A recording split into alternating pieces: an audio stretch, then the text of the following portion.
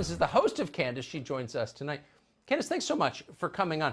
I mean, maybe I'm being too soft, but anybody who can talk, you know, America's woke corporate structure into sending close to $100 million on the basis of that lame rap kind of gets my respect in a way.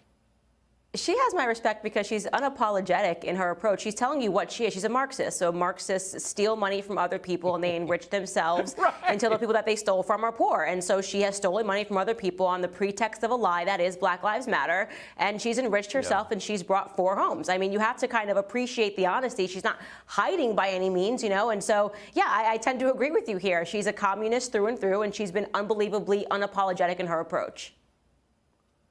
Al Sharpton must be looking at this and saying, like, I've done this for 40 years. Where did I go wrong? I don't have a house in Topanga Canyon. Right, exactly right. It's completely ridiculous. But, and, you know, you're right. The corporations are standing behind her, which is incredibly interesting. And you pointed to something really important.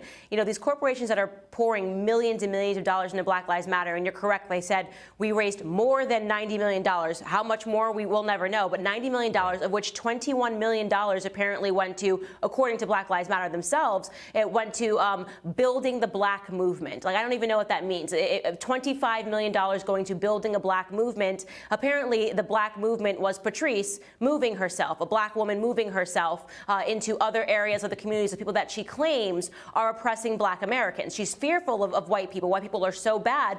Well, why doesn't she want to live amongst black people? Why is she choosing to move herself into an all-white neighborhood? These are important questions. Yeah, I think they are. It's Topanga Canyon, not Riverside County. Really quickly, the looting that we're seeing in Minneapolis was just reflexive. This police shooting does sound like it raises questions about the competence of the police officer and what's going on with the Minneapolis Police Department. Maybe they've lowered the standards. Maybe there aren't, you know, enough cops. Who knows? We should find out, I think.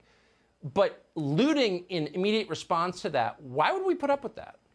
We shouldn't put up with that, but the reason why we do is because the Democrats see some advantage in this, right? So right now you have a bunch of criminals that love Black Lives Matter as an organization. They love when a black person dies, and we don't know what the reasons are. We don't know what happened, but it signals to them that they are now allowed to run into the streets and grab whatever they want, whether it's from Target, whether it's from Walmart. And what's remarkable also is that these corporations are standing behind Black Lives Matter, right? They're pouring money into these corporations. And I remember most notably during the George Floyd riots, Target even came out and said, we don't even care that we were rioted and looted because we just stand with Black Lives Matter. That's not a normal thing for a corporation to do when it's losing money. So that means that a corporation must be getting something else, right? What is it? What are they investing in when they invest in the lie that is Black Lives Matter? What is the return? I think Josh Hawley alluded to it in the previous segment, and I think you're onto something when you say that the corporations seek to control this country. They're willing to give up money. They're willing to let their stores be rioted and looted because they see something bigger that they're gaining from these riots and these lootings and these lies. And that is control over this country. It's power, and it's sinister, and it's sick.